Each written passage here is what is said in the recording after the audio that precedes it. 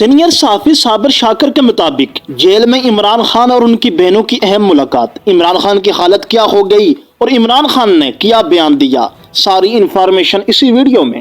عمران خان اور بہنوں کی ملاقات تقریباً 55 منٹ تک جاری رہی۔ یہ ملاقات جیلر کے روم میں ہوئی۔ جب عمران خان صاحب جیلر روم میں داخل ہوئے تو بشرا بی بی سمیت عمران خان کی بہنیں اٹھ کھڑی ہوئی۔ عمران خان نے شلوار قمیض زیب تن کی ہوئی تھی، ہاتھ میں تسبیح اور اس بار بھی شیو کافی بڑی ہوئی تھی۔ جیسے ہی بہنوں نے بھائی کو دیکھا تو سمندر جھلک پڑا۔ بہنوں نے بھائی کو گلے لگایا اور بھائی کی حالت زار دیکھ کر آبدیدہ ہو گئی۔